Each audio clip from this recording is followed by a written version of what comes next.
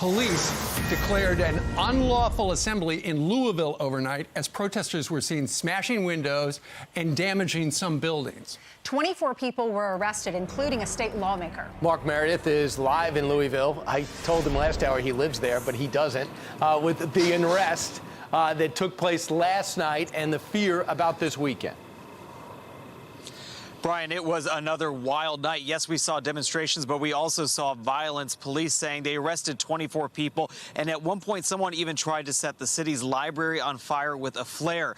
Police, when they were out here last night, said they spotted people spray painting all sorts of graffiti, whether they be on buses or on businesses that were downtown. Someone also was smashing some windows of some of the restaurants that were downtown, really causing mayhem throughout the city.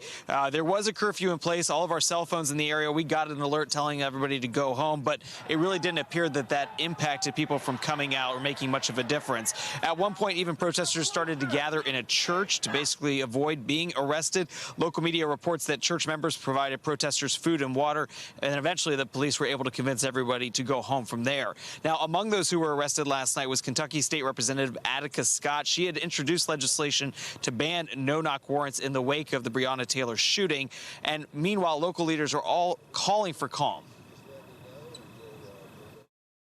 Public safety and the work for racial equity and justice can and must coexist. We encourage everyone to be lawful and peaceful as they go through their protest activities.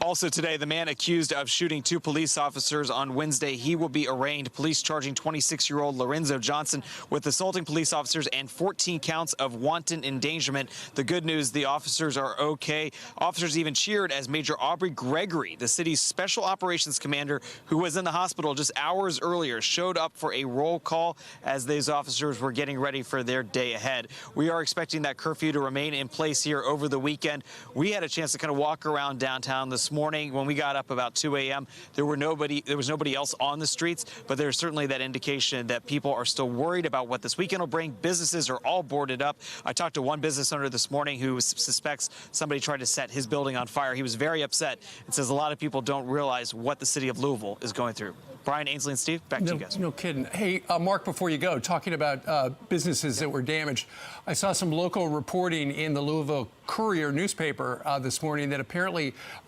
yesterday a group of belonging to the Oath Keepers, which is a militia group, some identified themselves as being from North Carolina, said that they had been asked they were armed. They had been asked by at least a gas station and a pawn shop owner to make sure that their businesses would not be destroyed. Is that a group that's been there for a while?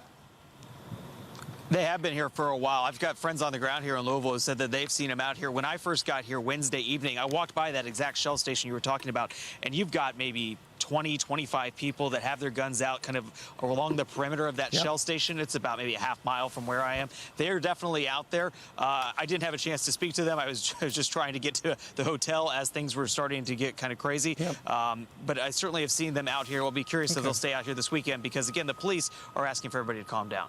All right, Mark Meredith live on the streets of Louisville.